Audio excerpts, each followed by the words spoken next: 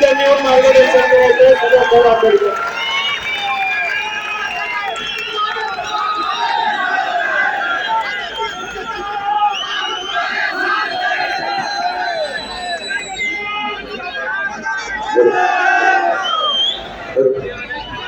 समतेचे विचार रुजवणाऱ्या सर्व महामानवांना त्रिवार अभिवादन करतो. आणि इथे उपस्थित बाळासाहेब आंबेडकर, कॉम्रेड रानडेजी, रेखाताई, डॉक्टर डेपे सर, दिशाताई, तसेच वंचित बहुजन आघाडीचे तमाम पदाधिकारी, नेते, इथे उपस्थित असलेले विविध संघटनेचे साथीदार ज्यांनी या मोर्चाला समर्थन दिलंय, पाठिंबा दिलाय आणि या मोर्चाबरोबर आपल्याबरोबर इथे उपस्थित राहिले, आणि तसंच या मोर्चामध्ये सहभाग घेणाऱ्या तमाम माझ्या साथीदारांना माझा क्रांतिकारी जय भीम. मित्रांनो, 2 महिने झाले, 3 महिने झालेत आपण Epstein files, Epstein, Jeffrey Epstein ही सगळी नावं ऐकत आलो. पण आता आपल्याला काही गोष्टी समजून घेतल्या पाहिजेत. कारण जसं आपलं सरकार झोपलेलं आहे तसेच सरकारला प्रश्न विचारलेली लोक सुद्धा झोपलेली आहेत. म्हणून आपल्याला काही गोष्टी स्वतःहून समजून घ्यायला लागतात की एप्स्टीन कोण होता, जेफ्री एप्स्टीन हा माणूस नेमका कोण होता, एप्स्टीन फाईल्स काय आहेत, आणि असं काय चमत्कार त्या फाईलमध्ये लपलेला आहे की अमेरिकेचा प्रेसिडेंट डोनाल्ड ट्रम्प हवं तसं नरेंद्र मोदींना झुकू शकतो, वाकवू शकतो, नाचवू शकतो, असं नक्की काय त्या फाईल्समध्ये गाडले. तर सर्वात पहिले आपण हे समजून घेतलं पाहिजे की जेफ्री एप्स्टीन हा एक अमेरिकेचा नागरिक होता, एक खूप श्रीमंत उद्योगपती होता आणि जगातल्या सगळ्यात मोठ्या उद्योगपत्यांशी, राजकारण्यांशी आणि जगातल्या महत्वाच्या लोकांशी त्याचे उद्योगचे धंदे होते, त्यांचे बिझनेस डीलिंग्स होते. त्याचबरोबर विविध राष्ट्रांशी त्यांचे डायरेक्ट डीलिंग्स होते आणि त्या राष्ट्रांच्या नेत्यांशी सुद्धा त्यांचे डीलिंग्स होते.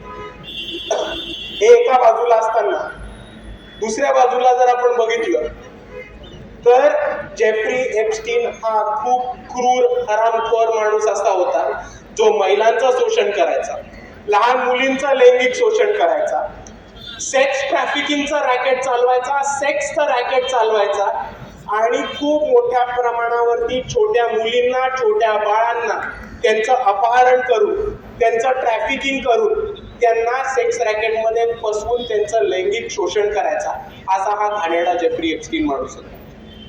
आता जेफ्री एप्स्टीन आणि त्यांच्या कारनाम्यांबद्दल जी माहिती आली होती की त्यांच्या कारनाम्यामध्ये कोण कोण होतं, कोण कोण सामील होतं, कोणी कोणी पैसे दिले होते, कोणी कोणी त्यांचे विमानं, गाड्या, घोडे, बंगले दिले होते, या सगळ्याची जी माहिती संकलित केली होती त्याला आपण एप्स्टीन फाईल्स असं म्हणतो. जेफ्री एप्स्टीनचं एक प्रायव्हेट आयलंड होतं. त्या प्रायव्हेट आयलंडवरती त्यांनी पळवून नेलेल्या, अफवा केलेल्या, अगवा केलेल्या आणि ट्रॅफिक केलेल्या मुलींचं लैंगिक शोषण मोठ्या प्रमाणात होत होतं. आता हे संबंध असताना आपण एका बाजूला समजून घेतलं पाहिजे की हा माणूसच अतिशय चुकीचा, क्रूर, घाणेरडा वृत्तीचा माणूस आहे आणि यांच्याशी संबंध ठेवणारे सगळे लोक अशीच असतात. पण जर आपण बघितलं आणि यांचे संबंध कोणाशी निघाले तर यांचे संबंध निघाले डायरेक्ट आपल्या पंतप्रधानांची, नरेंद्र मोदींची, अनिल अंबानींची, हरदीप पुरी, आपले national oil and gas minister, या सगळ्यांची यांचे संबंध निघाले. आणि आपण एक गोष्ट समजून घ्या की आपल्याला एक गोष्ट सांगतो की आज आपल्या भारत देशामध्ये ज्या पद्धतीने आपण भाजपला प्रश्न विचारायला पाहिजे, ज्या पद्धतीने इकडच्या नेत्यांना प्रश्न विचारायला पाहिजे होते, त्या पद्धतीने आपण प्रश्न विचारत नाही. आपण तर विचारत नाही आहोत, पण इकडची मीडिया सुद्धा विचारत नाहीये. ही परिस्थिती आपल्याला समजून घेतली पाहिजे. आपण जर नेटफ्लिक्स वरती गेलात तर आपल्याला एप्स्टीन फाईल वरती एक डॉक्युमेंटरी मिळेल. आपण इंटरनेट वरती गेलात तर आपल्याला ठिकठिकाणी एप्स्टीन बद्दल माहिती मिळेल. आपण युट्यूब वरती गेलात तर आपल्याला डॉक्युमेंटरीज मिळतील. मी आपल्या सर्वांना विनंती करतो की ह्याच्याबद्दल माहिती घ्या, ह्याच्याबद्दल वाचा आणि एप्स्टीन काय माणूस होता हे शेवटच्या माणसापर्यंत पोहोचवा आणि त्यांना हा प्रश्न विचारा की मुलींचं अपहरण करणाऱ्या, मुलींचं लैंगिक शोषण करणाऱ्या आणि आंतरराष्ट्रीय पातळीच्या सेक्स रॅकेट चालवणाऱ्या माणसाशी आपलं पंतप्रधान नरेंद्र मोदी यांचे संबंध आहेत, हे तुम्हाला पटतात का? आणि जर तुम्हाला पटत नसतील तर मग नरेंद्र मोदींची एप्स्टीनशी संबंध काय होता हे त्यांनी आपल्याला जगासमोर सांगून दिलं पाहिजे.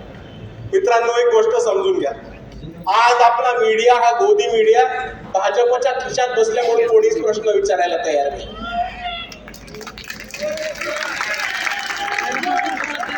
माझ्या मीडिया मधल्या बांधवांना एक सरळ प्रश्न आहे. gmail.wordpress नावाची एक वेबसाईट बाहेर आली होती.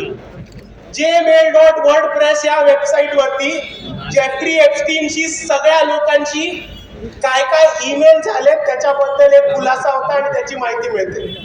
आणि मी आपल्या सर्वांना सांगतो की इकडचे पत्रकार काही काम करणार नाहीत, म्हणून पत्रकाराची जी भूमिका आपण हातात घ्या आणि आपण जाऊन त्या वर्डप्रेस वरती टाका, सर्च मध्ये टाकून बघा नरेंद्र मोदी, सर्च मध्ये टाका अनिल अंबानी, सर्च मध्ये टाका भारतीय जनता पार्टी, सर्च मध्ये टाका इंडिया, आणि तुम्हाला जेफ्री एप्स्टीननी नरेंद्र मोदी, भारतीय जनता पार्टी आणि आपले मंत्री हरदीप सिंग पुरी यांच्याशी काय डीलिंग्स केले ते तुम्हाला समोर येईल. आणि ही आपली सर्वांची जबाबदारी आहे की आपण हे शेवटच्या माणसापर्यंत पोहोचवलं पाहिजे.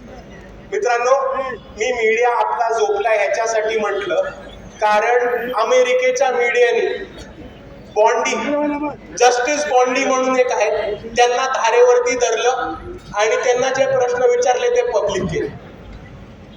UK मध्ये, ब्रिटन मध्ये राणीचे नातेवाईक प्रिन्स अँड्र्यू यांना अटक करण्यात आली, पण आपल्या देशात एका मंत्र्याला प्रश्न विचारला जात नाही, मुख्य आपल्या पंतप्रधानांना प्रश्न विचारला जात नाही. आणि म्हणून आपण इकडे एवढंच मागणी करायला जमलोय की सर्वात पहिले आपल्याला हे माहिती पाहिजे की त्या जेफ्री एप्स्टीनच्या घाणेरड्या फायलिंगमध्ये नरेंद्र मोदींचं नाव काय आणि भारतीय जनता पार्टीचा यांच्याशी संबंध काय. आणि जर तुम्हाला हे संबंध डिक्लेअर नसतील करायचे तर नरेंद्र मोदींनी त्यांचा राजीनामा द्यावा. त्याच दोन मागण्या घेऊन आपण इथे उपस्थित राहिले. म्हणून मी आपल्याला सर्वांना एवढीच विनंती करतो की एप्स्टीन कोण होता, एप्स्टीन फाईल्स मध्ये काय होतं हे समजून घ्या, हे शेवटच्या माणसापर्यंत पोचवा. कारण आपल्याला हे शेवटच्या माणसापर्यंत पोचवायचंय की आपला पंतप्रधान एका बलात्काराचा मित्र आहे, आपला पंतप्रधान एका बलात्काराचा पाठराखण करतोय आणि या बलात्काराने जगभरातनं 30 लाख पोरी गायब केलेल्या आहेत. आपल्याच भारतामधनं सुद्धा गेल्या 15 वर्षात 30 लाख पोरी गायब झालेल्या आहेत. त्या 30 लाख पोरी आणि त्या 30 लाख पोरींचा संबंध काय हा नरेंद्र मोदींनी आज भारत देशातल्या तमाम नागरिकांना सांगितलं पाहिजे. आणि दुसरी आपली ही जबाबदारी राहते की आज या मुली आपल्या घरातल्या नाही, पण उद्या नरेंद्र मोदी सत्तामध्ये राहिले तर या 30 लाख मुली कोणत्या घरातल्या असतील ते आपल्याला सांगता येईल. म्हणून आपल्या मुलींना वाचवायला आणि या बलात्कारांच्या मित्राला देशाच्या बाहेर असल्याला आपल्याला हे आंदोलन जिवंत ठेवायचं आहे. एवढंच म्हणून मी माझे 2 शब्द थांबवतो. जय भीम, जय संविधान. यानंतर राष्ट्रीय कार्यकारिणीचे सदस्य डॉक्टर नितीन डेबे